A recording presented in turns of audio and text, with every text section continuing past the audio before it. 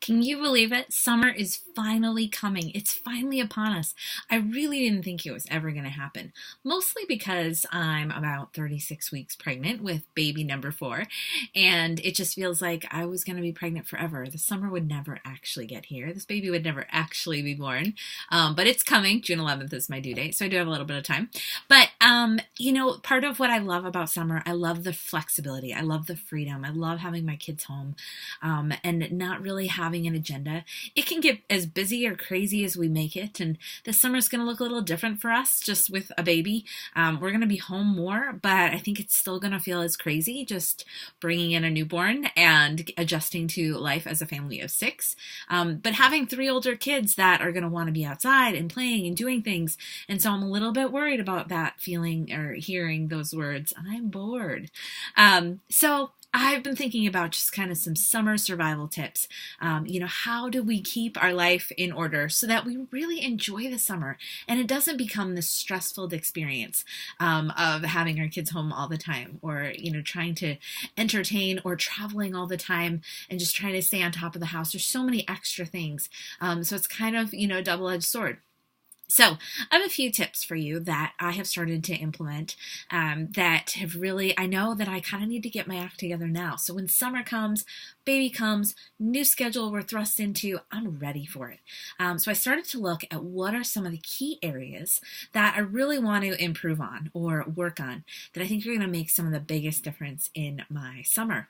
So I came up with 3, and I fit them into my early morning, which is much easier for me to get up earlier now that it's light out earlier. So I have what I call a miracle morning, and there are books and different things about this, but this is kind of how my miracle morning goes, and it affects me in a few different ways. The first is my mindset and starting the day on the right foot. For me, that means waking up at 6 o'clock.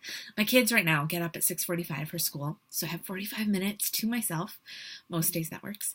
And so I wake up and I have a Jesus Calling devotional book. And so I open that up and I read whatever day I'm on. It does have, it's dated, but I read it wrong because I read it, and if it really speaks to me, then I kind of stay there with it.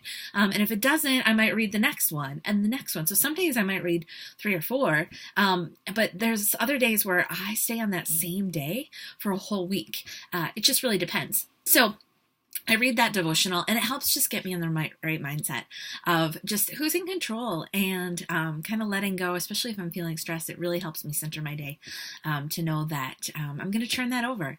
And then I get to spend some time in prayer. And I think one of the most important things for me is to just stop and be still and listen, because sometimes when I'm in a prayer mode, I'm the one talking a lot. And so I love my home now. We live on Wall Lake, and just being outside, it's just that peaceful, serene. So it allows me to just stop and breathe a minute. I'll often make a cup of tea and just try to sit and listen to what is God trying to tell me through these words, through the circumstances and the nature that surrounds me. So just spending that time with Him. So mindset is the first thing. The second is just reflecting on my life and what's really happening with me. So journaling is my second step. And so I've been using Cozy.com, or it's an app on your phone. And I started this a long time ago, actually about 5 years ago, and I'm doing it again. So what I love about Cozy is that all the pictures are on my phone. And so I can pop up a picture that just, is a favorite of my phone at that point. And I'll just write maybe a reflection on the devotion that I just read, or something I'm experiencing that morning. I'll write about what's going on. Maybe there's a lot going on, maybe there's nothing going on, but I'll just write. And sometimes days are longer than others in terms of how much I write. But then at the end, I always end with, what are 3 things that I'm thankful for? Because sometimes life is really hard and we forget that there is so much to be thankful for. And so I will make sure that I end with at least those 3 things in my journal, and then I post it. What's happened with this too, I used to use an app called Tweakaboo, and I have one for each of my kids, and you can share it with friends and family. This is a great way if you don't want everything on Facebook. But chances are when I popped up that picture, I was looking at some things on my phone, and so each of my kids has their own thing, and it allows me to just kind of record little moments or little things that they're saying, just a little bit more of their childhood on a more regular basis. And so I usually pop something in there as well. Then the final piece is I look at my day. I look at what's coming up. And so I work from home. I run 2 businesses from home. And so just because it's summer doesn't mean that I stop working. But I do love that I'm self-employed, that I can design my work schedule. And so some days I might not work at all. And other days it might be a more heavier day, or other days it might be a part of the day. So I pull up my day and I organize it, and I just make sure I know what's happening. Do I need picnic lunches packed for the park? Or do I have a project that I'm working on for work that I want to get done? Is somebody going to be with the kids today? Or is it a mom day? I just get that day laid out so that when my kids are getting up and they're ready, I know what's happening and it's in my head and I'm ready to go. So I have a plan. The third piece of that, so those are those 3 pieces. One of the things that I do, though, right before, sometimes it just depends if it's before this or right after, but I go throw in a load of laundry. Now, this is so key because laundry is one of the biggest stressors in my house. We have 5 people going on 6, and babies create a lot of laundry.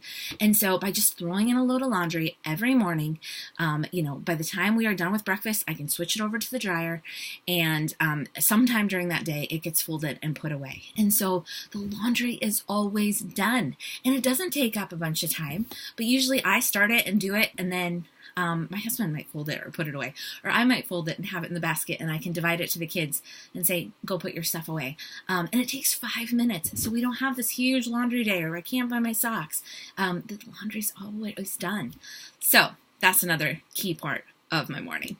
So a couple things. Mindset, just organizing, having a plan and an action for your day, and think about that third thing of your household that just always is on your mind and you can't let go of. That's the thing you want to make sure you get done. And for me, it's laundry. And that's a quick tip that just has made life so much simpler. I can't even tell you how great it is once I learned that silly little trick. So anyway, those are my tips for surviving the summer. I'll have more of these coming your way. So if you like it, be sure to message me and let me know that you got something out of this, because I'd love to hear from you. That's all I've got for today. So thanks, guys. Bye.